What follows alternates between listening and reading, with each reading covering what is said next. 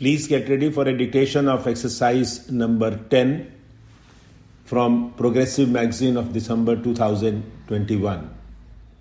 5 seconds.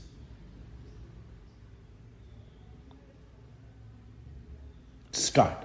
Sir, Article 14 of the Constitution guarantees you equality of opportunity. It disallows any kind of discrimination on the basis of place of birth, sex, religion, etc.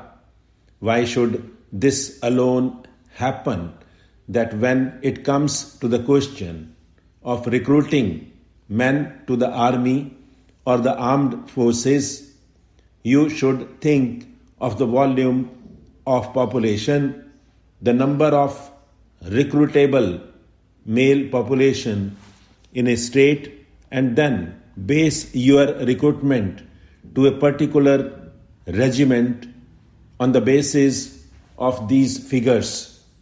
So I would plead that the whole matter be reconsidered.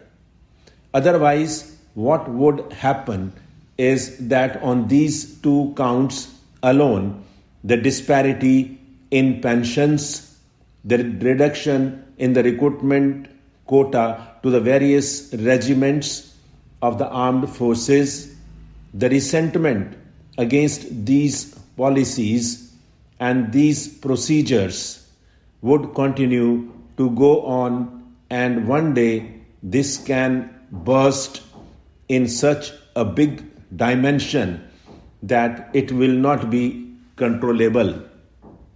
I would also plead for some other benefits to the ex-servicemen.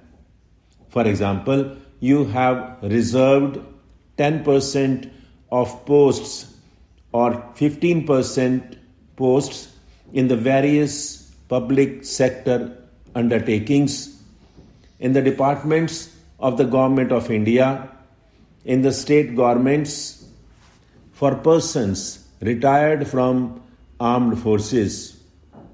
But have you ensured that the system is working well? Where is the monitoring system?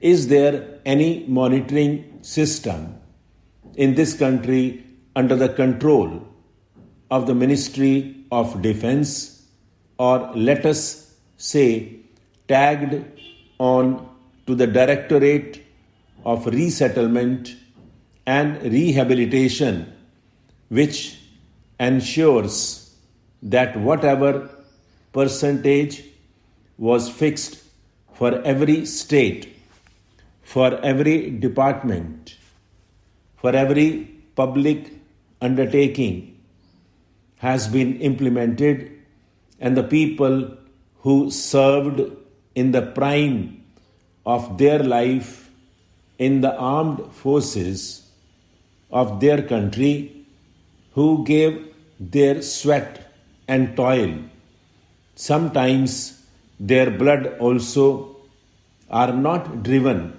from pillar to post just at the suggestions of a few clerks and petty officials. They are the heroes of the armed forces, but they have to suffer the insults and injuries, and they have to suffer the irritants which you cannot ignore. Here, all members of Parliament, including the Minister of Defense, will award laurels to the armed forces. But when a man retires from the armed forces, he is driven from pillar to post. He is a man who has done his duty. He is the man who has dedicated the best years of his life to the cause of the nation. I would like to talk about the small benefits like setting up of CSD canteens. They should be ensured about them. There are large chunks of areas where they cannot find the necessities of life. Every suggestion that is made by the member of parliament here or made by any persons in the public life is scoffed at by bureaucrats because it has emanated from the representative of the public, because it has not come from the files of petty clerks. Therefore, I would plead that there should be system in which you not only look to the people serving in the armed forces, but you should look to the areas they are serving, and there should be development. If a person dies in the armed forces, his wife or mother in the village should be able to receive telegram or telephone call. Therefore, I plead for the development of the areas from which these large number of servicemen are recruited. I would suggest that unless plans of the Ministry of Defence are linked to the total defence of the country by simply parading the armed forces, by giving them laurels and medals, you will not be able to defend the country. Your lines of strategic movement, the important railway lines of defense, must be properly restructured so that you can mobilize armed forces in the manner which meets the enemy threat immediately. Every general or major general knows that the line of defense must be perpendicular to the border with the enemy country. There is a railway line to Amritsar.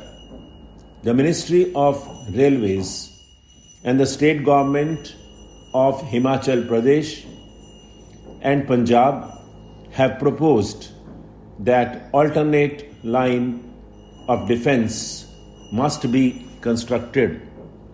This should be given due priority not only for the development of the region but also for the development of the country.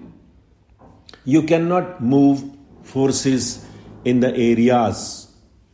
We must look the Navy because it is often a neglected wing of the armed forces. We forget this wing. We have a long coastal line. We should see that it is properly guarded. Now that the Indian Ocean is going to become the seat of gunpowder with the US design looming dark in the horizon, we must not risk. We should be alive to the threat not only from across the borders but also from the coastal side. I would very much like that the Indian proposal to treat the Indian Ocean as a zone of peace should be accepted by all nations of the world.